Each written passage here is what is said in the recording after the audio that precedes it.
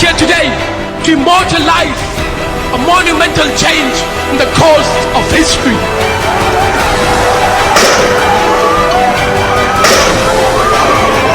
Oh my God.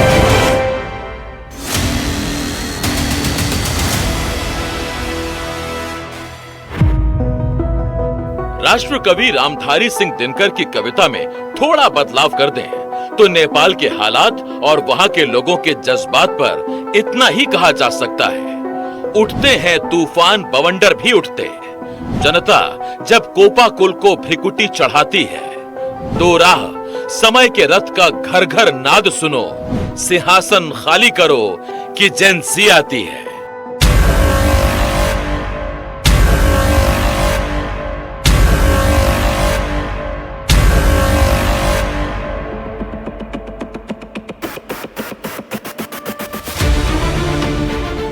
Himalaya की ठंडी वादियों में बसे नेपाल में सितंबर क्रांति हो गई।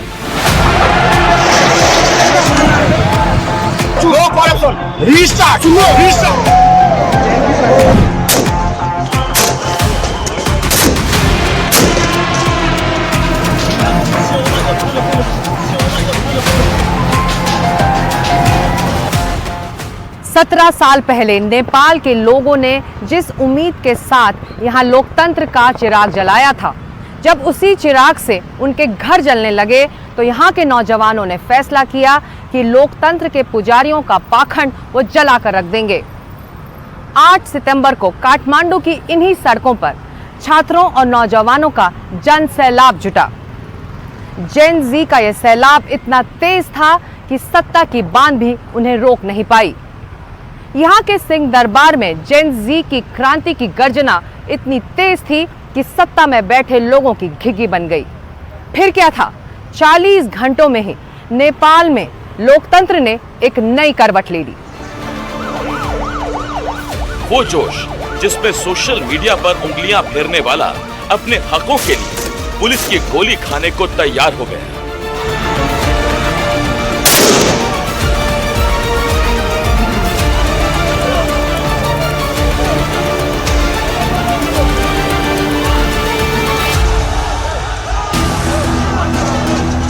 वो जज्बात जिसमें इंस्टाग्राम पर रील बनाने को लोकतंत्र का हिस्सा बनाने के लिए कोई नौजवान सीधे संसद पर हमला कर सकता है।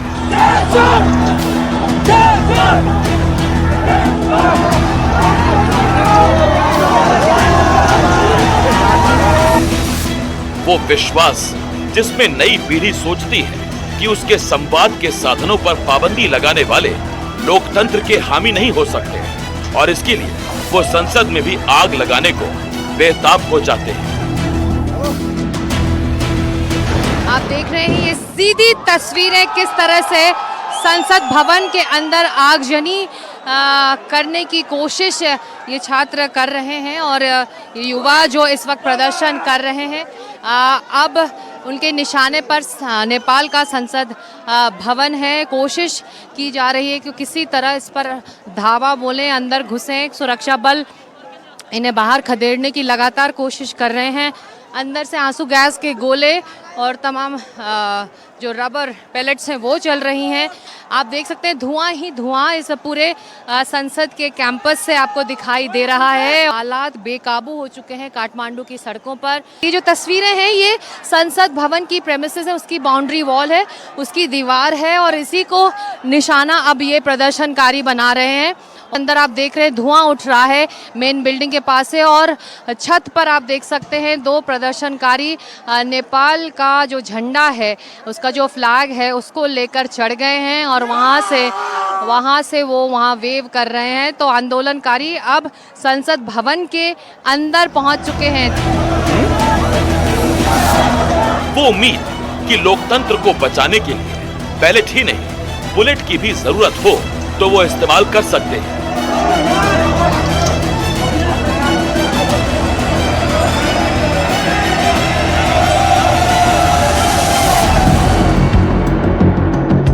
तो YouTube, X, Telegram, WhatsApp, Instagram, Facebook जैसे सोशल मीडिया के साधनों पर नेपाली सरकार का शिकंजा कसा तो नौजवानों के आक्रोश का पंजा पड़ा।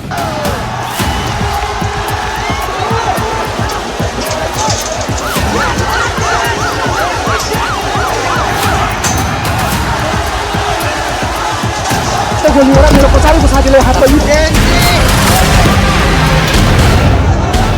ये आक्रोश नौजवानों के सपनों में लगती सेंध के खिलाफ उठा है।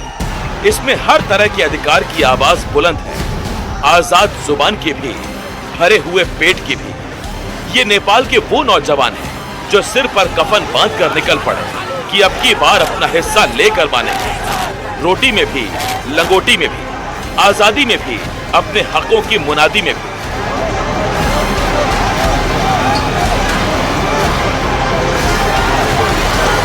संसद भवन की बिल्डिंग है, आप देख रहे हैं धुआं धुआं उड़ रहा है, हर तरफ हर कुछ जल चुका है। बहुत सारी जो प्रॉपर्टी है यहाँ की, वो यहाँ के लोगों ने जो प्रदर्शनकारी यहाँ आए थे, कुछ वो उठाकर ले गए, चाहे वो कंप्यूटर्स हों, कुर्सियाँ हों, वॉल पेंटिंग्स हों, डेकोरेशन से जुड़े सामान हों, वो उठा कर वो ले गए। लेकिन आप देख रहे हैं कि पूरी तरह से तबाह हो चुका है ये संसद भवन का परिसर। और अभी भी यहाँ पर प्रदर्शनकारी जो हैं, जो प्रोटेस्टर्स हैं, वो घूम रहे हैं और अंदर हैं और हर एक कोने में जाकर वो देखना चाह रहे हैं। देख रहे हैं अभी भी वहाँ पर आगे अगर आप देखें तो वो पूरा जो एरिया है उसे आग के हवाले कर दिया गया और वो जल रहा है। कागज़ देखिए बिखरे पड़े हैं, कागज़ पानी में बिखरे पड़े हैं। सरकारी जो कागजात होते हैं संसदीय कार्रवाई की, वो भी हवा में उड़ाते हमको प्रदर्शनकारी दिखाई दिए। ये जो बुक शेल्व्स हैं, लोहे से जुड़े जो बुक शेल्व्स हैं, वो हालांकि नहीं जल पाए, लेकिन लकड़ी का पूरा सामान इस परिसर के अंदर जल गया। धुआं धुआं है ये और जल कर एकदम राख हो चुका है। ऊपरी मंजिल का भी वही हाल है, हर एक मंजिल में यहाँ पर देखिए आग लगा दी गई है। कोशिश इन प्रदर्शनकारियों की, इन प्रोटेस्टर्स की ये रही कि जो सरकारी प्रॉपर्टी है उसे पूरी तरह से तबाह कर दिया गया है, क्योंकि ये लोग नाराज़ हैं यहाँ के नेताओं से। यहाँ जो व्याप्त भ्रष्टाचार है, अंदर अभी भी आग जल रही है। जैसा कि हम सब जानते हैं, संसदीय कार्रवाई के लिए बहुत सारे पेपर्स होते हैं, कागजात होते हैं, इसीलिए वहाँ पर आग जल्दी से लग सकती है। आगे आप देख सकते हैं जो आगे का एरिया है, वहाँ पर प्रदर्शनकारी अभी भी दिखाई दे रहे हैं और ये संसद भवन पूरी तरह आग के हवाले कर दिया गया है। कांच टूटे पड़े हैं, यहाँ पर चलना बिल्कुल मुश्किल हो रहा है और हम कोशिश करेंगे हम कुछ और दिखा पाएँ।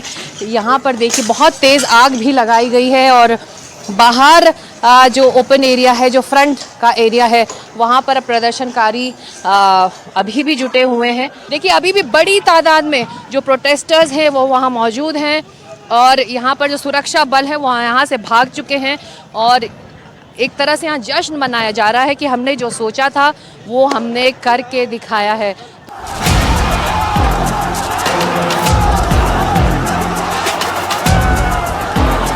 ये हुंकार उस जेन ज़ी की है जो अधिकतम 28 साल का है, न्यूनतम 12 साल का। ये नई उम्र की वो अंगड़ाई है जिसने नेपाल की हुकूमत की दरो दीवार को पर्दे की तरह हिला दिया।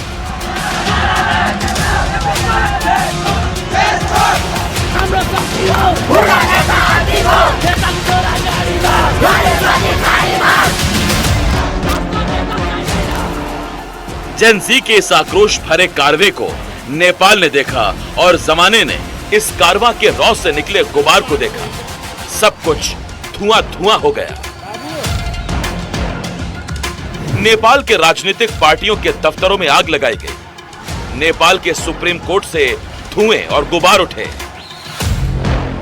हम इस वक्त नेपाल के सुप्रीम कोर्ट में मौजूद हैं। आंदोलनकारियों ने यहाँ भी घुसकर आग के हवाले इस बिल्डिंग को कर दिया और ये ऑफिस जहाँ पर सबसे ज़्यादा काम और कागजात होते हैं, ये आग के हवाले कर दिया गया है। एक भी पेपर, एक भी कागजात यहाँ पर नहीं दिखाई दे रहा, सब जलकर राख हो गए हैं। कुछ कागजात जो बचे हुए हैं उनको संभाल कर निकालने की भी कोशिश की जा रही है। ये मेन एंट्रेंस हुआ करता था सुप्रीम कोर्ट का, यहीं से तमाम जज, चीफ जस्टिस अंदर जाया करते थे अदालती कार्रवाई के लिए और यहाँ पर अभी भी आग लगी हुई है। और आग अभी भी लगी है, बुझ बुझ कर जल रही है। तो ये पूरी कवायद चल रही है, हर तरफ देखिए ये पूरा जो नज़ारा है अपने आप में ही बहुत ज़्यादा पिक्चर जो है, विजुअल्स जो हैं अपने आप में ही सभी तस्वीर और हकीकत नेपाल की वो बयान कर रहे हैं।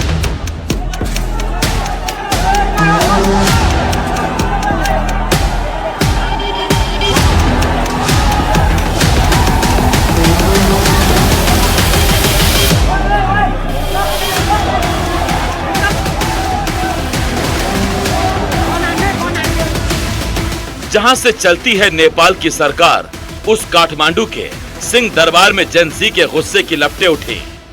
हम इस वक्त काठमांडू के सिंह दरबार के मेन गेट के बिल्कुल बाहर मौजूद हैं। ये वो बिल्डिंग है, वो एडमिनिस्ट्रेटिव कॉम्प्लेक्स है जहां पर नेपाल के प्रधानमंत्री का ऑफिस हुआ करता था।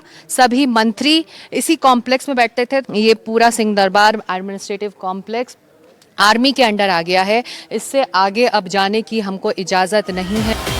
प्रधानमंत्री और मंत्रियों के घर जलाए गए, राष्ट्रपति का आवाज भी महफूज नहीं बचा।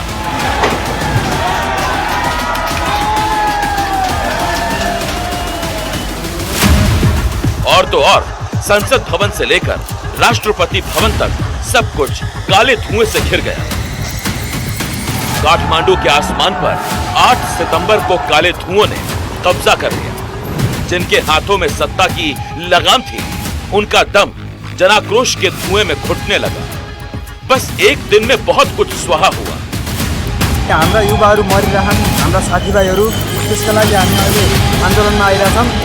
अब तपाईहरु सबै जुट्न पर्यो, एक साथ हुन पर्यो। यो काठमांडू के हिल्टन होटल के ठीक सामने खड़े हैं, आप देख सकते हैं। इस होटल में अभी भी आग लगी हुई है क्योंकि नेपाली मीडिया में ये खबर थी, इस बात की चर्चा थी कि इस होटल में एक स्थानीय नेता के बेटे का इन्वेस्टमेंट है, उनका पैसा लगा हुआ है और आंदोलनकारी इसी परिवारवाद से, इसी नेपोटिज्म से परेशान रहे हैं। और इस वक्त भी आग बुझी नहीं है। यहाँ पर आर्मी हालांकि कंट्रोल में है और बहुत एक तरह से रिस्की ये एक सिचुएशन यहाँ बना हुआ है इस इलाके में। मैं पहले ही दिन से इस जन आक्रोश, इस जन आंदोलन की साक्षी रही हूँ। मैंने पाया जिन हाथों में कलम और किताबें होनी थी, वो हाथ हिंसा के लिए आगे बढ़ रहे थे। जिन आंखों में नई उम्मीदों का सपना होना था, वो आंखें सब कुछ जला देने की चिंगारी लेकर आगे बढ़ रही थी। जिन सीनों में नई उम्मीदें धड़कनी थी, वो ओली सरकार की गोलियां खाने के लिए आगे बढ़ रहे थे। ऐसे में कौन सी हुकूमत गर्म खून के हुंकारों के आगे टिक पाती?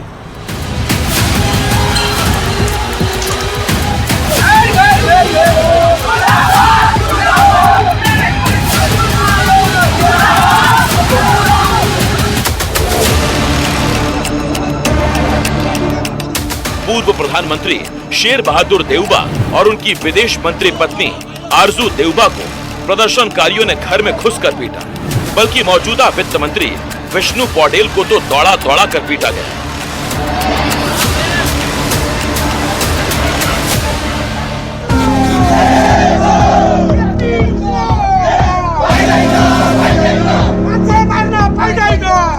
आक्रोश की इंतहा तब दिखी जब पूर्व प्रधानमंत्री झालानाथ खनाल के घर में प्रदर्शनकारियों ने आग लगा दी। उसमें उनकी पत्नी पूरी तरह झुलस गई।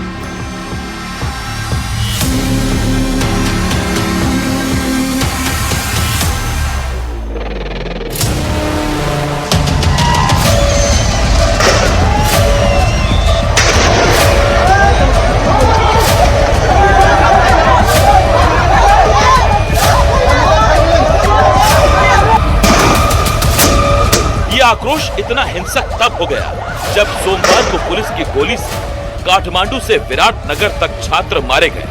पहले दिन ही 22 छात्र मारे गए। फिर तो 20-25 साल के लड़के लड़कियां सरकार के खिलाफ सड़कों पर एक नारे के साथ मंडराने लगे, केपी चोर, देश छोड़।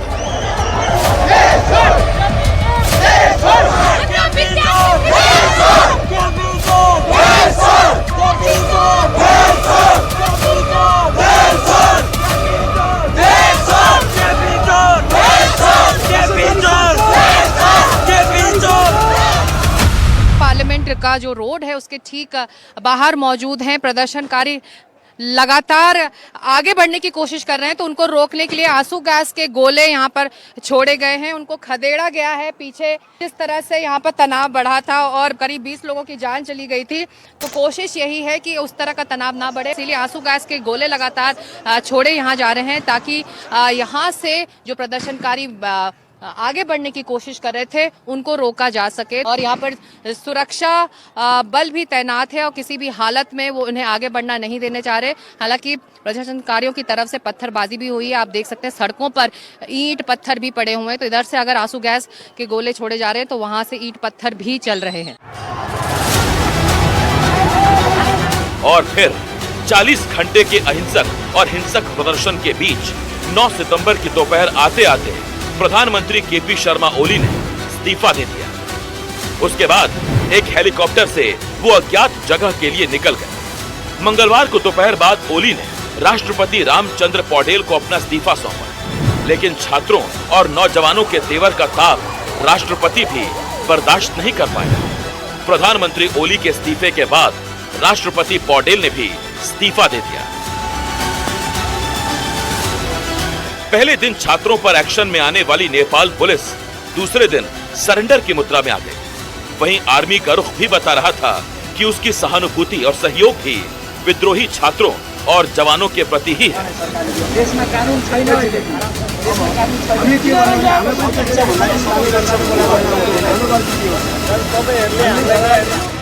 राष्ट्रको सर्वोपरि हितको रक्षा गर्नु हामी सबैको साझा कर्तव्य हो। तसर्थ यस विषम परिस्थितिबाट राष्ट्रलाई शान्तिपूर्ण तवरले निकास दिनको लागि आन्दोलनरत समूहलाई आन्दोलनका कार्यक्रमहरू स्थगन गरी वार्ताको निमित्त आह्वान गर्दछौँ।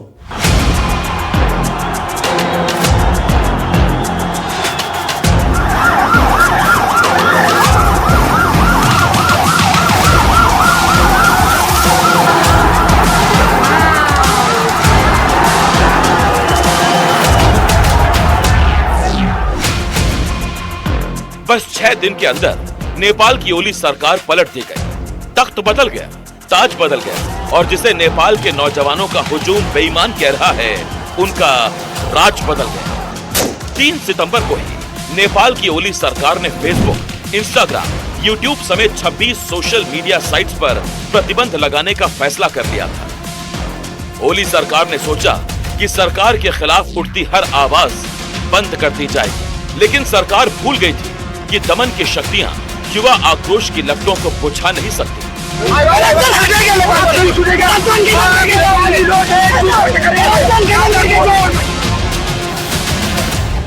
चोर देश चोर। आप क्या केपी शर्मा ओली के खिलाफ क्यों बोल रहे हैं? आप कह रहे हैं कि करप्शन किया उन्होंने। हाँ क्या है ना, इसलिए ना बोल रहा है, नहीं तो क्यों बोलते? करप्शन का बात नहीं है, ये स्टूडेंट लोग क्यों मार रहा है ऐसे करके? एक ही दिन में ऐसा होता है, इस तरह कैसा होता है? ये इंटरनेशनल मीडिया में एक कंफ्यूजन है। नेपाल में क्या कर रहा है ना, सोशल मीडिया बंद करने के बाद नेपाल के पब्लिक जो है वो आक्रोशित हो रहा है। ये नहीं है, ये भ्रष्ट सरकार है, करप्टेड गवर्नमेंट है, इसके लिए हम लोग एकजुट हो रहा है ना। मोदी जी से बोल दीजिएगा, एक मीडिएशन टीम भेज दीजिएगा। हम इस भ्रष्ट सरकार से बात नहीं करेंगे, हम प्रेसिडेंट और प्रधान सेनापति से बात करेंगे। हमें मीडिएशन टीम अभी का अभी चाहिए।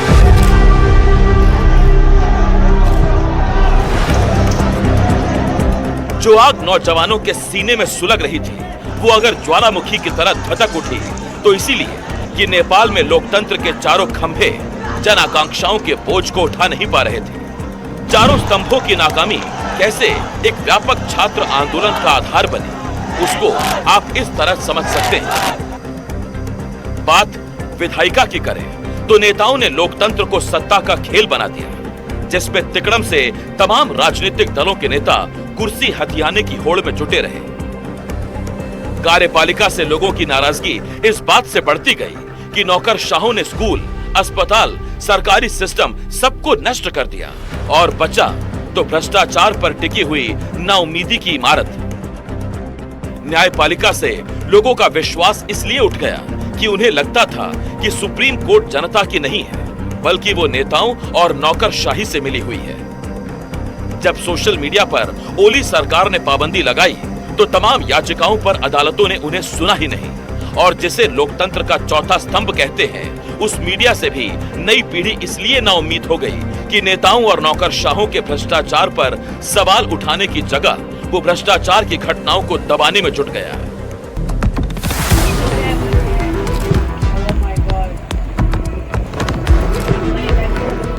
कांतिपुर टीवी और अखबार के दफ्तर में लगी आग ने मीडिया से लोगों की नाराजगी का सबूत दे दिया। ये स्थिति तब भी नहीं आती अगर नौजवानों से बात करने के लिए ओली तैयार हो जाते। लेकिन प्रधानमंत्री पद के रक्षा कवच को अभेद्य मानकर ओली लगातार जनमत की अनदेखी कर रहे हैं। नतीजा सामने है। Corruption, we are fighting against corruption. हत्यारा सरकार, नेपाल हत्यारा सरकार, विद्यार्थी मार्ने देशको नागरिकमा यो सत्ता ढल्नु पर्छ, नयाँ सत्ता आउनु पर्छ, युवाहरू उठ्नु पर्छ, अब युवाहरू उठ्नु पर्छ। चोर, केपी चोर, दे चोर. I would like to announce each and every youth of Nepal, please come on the road and make the revolution. Martin Luther king ने कहा था कि violence is nothing but an expression of the oppressed feeling, यानी हिंसा कुछ और नहीं, इंसान की दबी हुई भावनाओं की अभिव्यक्ति है। नेपाल के नौजवानों को लगने लगा था कि उनके अधिकारों को जरूरत से ज्यादा रौंदा जा रहा है। यहाँ देश में उनके बेहतर भविष्य की गुंजाइश बची नहीं है। जेन जी के लिए सोशल मीडिया का बैन आखिरी ट्रिगर साबित हुआ। जेन जी को इस वक्त एक बेहतर भविष्य की तरफ ले जाने वाली सरकार चाहिए, बेहतर भविष्य दिखाने वाली सरकार नहीं।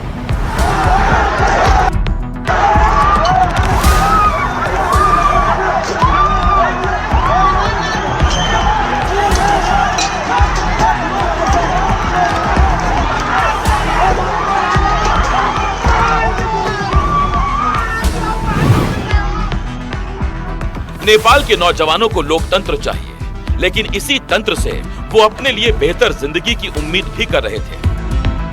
जो इधर से करप्शन करते हैं, उनका छोरा छोरी जो है ना, उनको विदेश में पढ़ने के लिए भेजते हैं। उनका लाइफ स्टाइल देखिए ना, वो लग्जरियस वाला लाइफ बिता रहे हैं ना।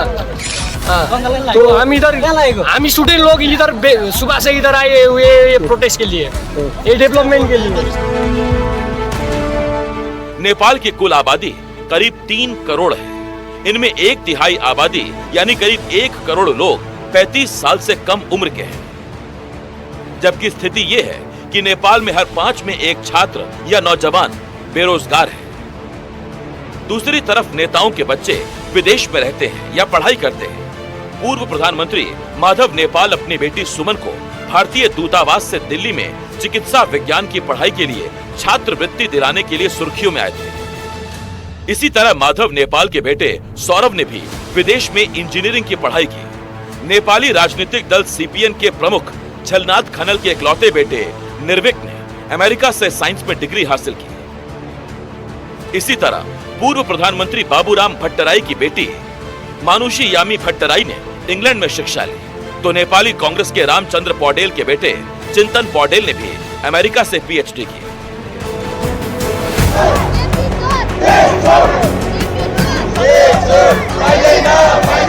इसके कारण नेपो किड्स नाम से एक ट्रेंड तेजी से वायरल होने लगा। साथ ही नेपाल के युवाओं ने टिकटॉक पर ऐसे वीडियो शेयर करने शुरू किए जो नेताओं के बच्चों और आम युवाओं की जिंदगी के बीच का फर्क दिखा रहे थे। इन वीडियो में दिखाया गया कि कैसे नेताओं के बेटे बेटियां महंगी गाड़ियों में घूमते हैं, विदेश में पढ़ते हैं और आलीशान लाइफस्टाइल जीते हैं, जबकि आम नेपाली युवा विदेश जाकर मजदूरी करने को मजबूर है।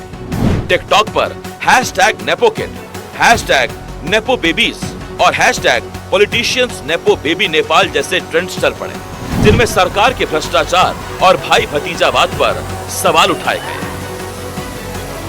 अब हेर्नुस्, नेपाल सरकार एकदमै, अब झुट बोल्दिन म, नेपाल एकदमै गरिब देश हो। मान्छेले सरकारले तलब खान्छन् 77,000 75,000, अनि विकली मल्दिप्स ट्रिप युरोप ट्रिप कहाँबाट आइरहेछ त हाम्रै ट्याक्स भरेको पैसाबाट अब यदि त्यो ट्याक्स तिरेको पैसा सही ठाउँमा लगानी भएको भए अहिले हामी भत्केको रोडमा हिँड्नु पर्थ्यो त यो त्यही भएर करप्सन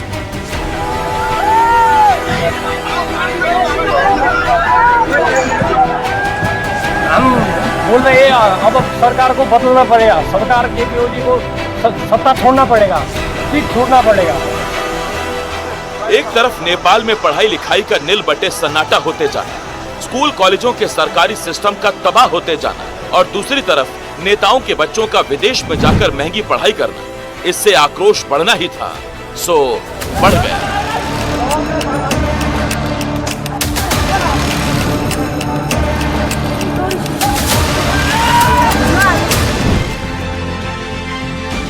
नेपाली नेताओं के बच्चे विदेश में पढ़ाई कर रहे हैं, विदेश से उनके कारोबार चल रहे हैं, तो वहीं आम नेपाली रोजी रोटी के लिए दूसरे देशों में जाकर ठोकर खाने के लिए मजबूर है।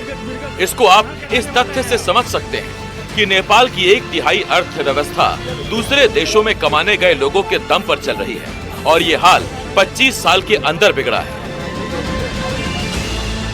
जहां सन 2000 में नेपाल में विदेश में कमाने गए नेपालियों से आने वाला पैसा कुल जीडीपी का 2% था, वहीं 2024 में वो 33.1% हो गया। विषमता और असंतोष ने स्कूली बच्चों को भी बेचैन कर दिया। उसकी झलक नेपाल के एक छात्र आविष्कार राउत के बयान से मिलता है, जिसने कुछ समय पहले ही नेपाल में बड़े परिवर्तन का अलार्म बजा दिया था। I'm present here today to immortalize a monumental change in the course of history. Nepal, our mother, this country gave us birth, nurtured us. But what did it ask in return? Just our honesty, our hard work, our contribution. But what are we doing? We are bounded by the chains of unemployment, fleeing abroad in search of opportunities. We are trapped by the selfish games of political parties. Corruption has woven a web that is extinguishing the light of our futures. एक वक्त था कि राजा के विरोध में लोकतंत्र का पवित्र विचार नेपाल में आंदोलनों का आधार बनता था, लेकिन जेन ज़ी ने तख्ता पलट करके जो इतिहास रचा है, उसके पीछे अब राजशाही के प्रति प्रेम की झलक भी दिखाई पड़ती है।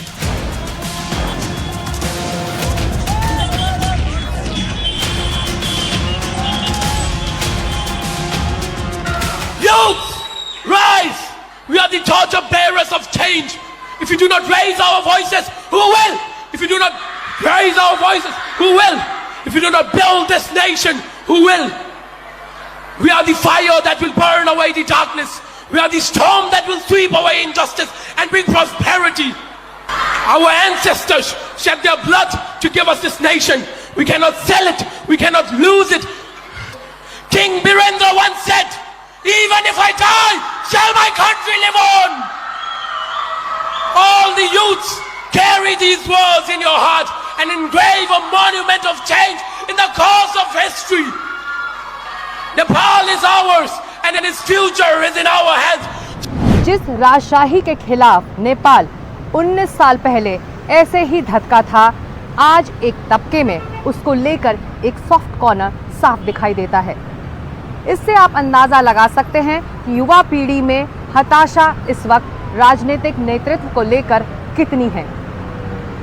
17 साल पहले प्योर डेमोक्रेसी का ख्वाब देखा गया था, अब उन बच्चों की आंखों में वो ख्वाब चकनाचूर हो चुका है। वो बच्चे 17 साल के हैं, जेन ज़ी कहलाते हैं।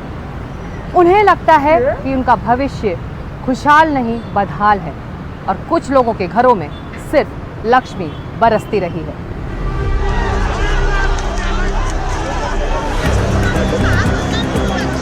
एक तरफ थोड़े से लोगों की जिंदगी में वैभव और विलास आया, तो दूसरी तरफ नेपाल की बहुसंख्यक जनता 2 जून की रोटियों के लिए एड़ियां रगड़ रही है। नई पीढ़ी की आंखों में बेहतर भविष्य के सपने धुंधलाने लगे थे। नौजवानों के जहन में उबाल था। पहले वो सोशल मीडिया से अपनी पीड़ा बयां करते रहे। जब 3 सितंबर को इस पर पाबंदी लग गई, तो इसे जन जन की आवाज बनाया, सुदन गुरुङ ने।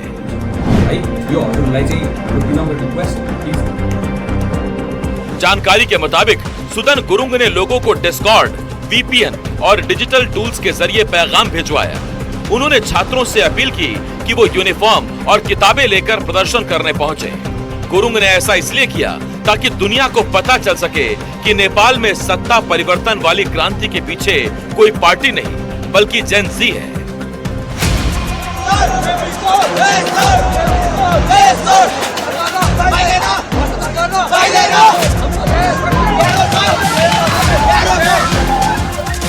गुरुङ का ये प्रचार रंग लाया। नौजवानों का नया खून हुकूमत के हर फरमान के खिलाफ घमासान के लिए गरमाने लगा। नई पीढ़ी सीना तान कर खड़ी हो गई।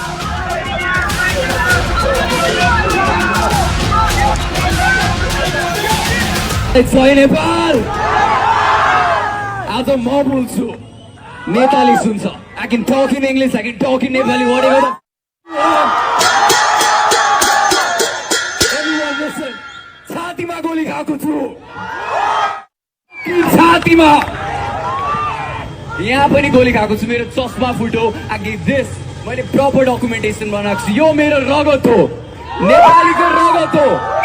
नेताहरूले बगाएका छन्, right? We are going to stand together, every single one of them. Are you with me? यो जेनजीको बोली हो। जेनजीहरू को छन्? हात उठाउँ त। Once more, Gen Z! A peaceful protest in Kathmandu turned into tragedy.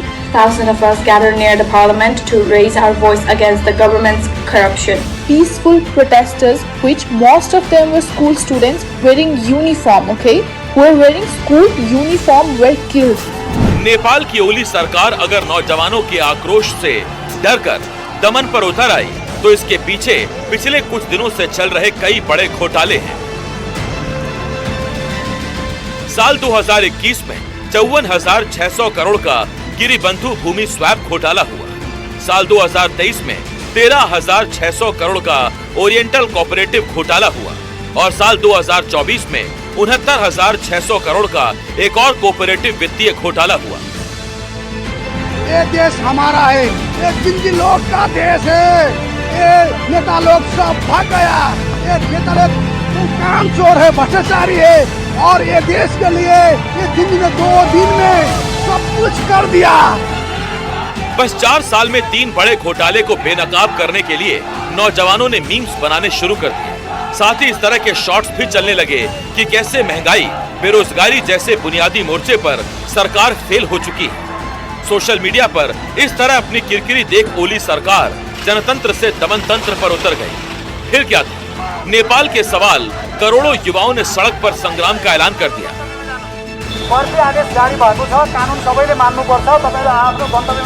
ये देश में जो करप्शन हो रहा है ये उसको बंद करना चाहिए। उसको अभी थोड़ी बाद में और देश की जैसे होता है ना, फ्रीडम लीगल रूप में चलते हैं ना, वैसा ही होना चाहिए। उसके बाद ये देश ऊपर जाएगा। और स्टूडेंट को मारना नहीं चाहिए, किसी को भी मारने का हक किसी को भी नहीं।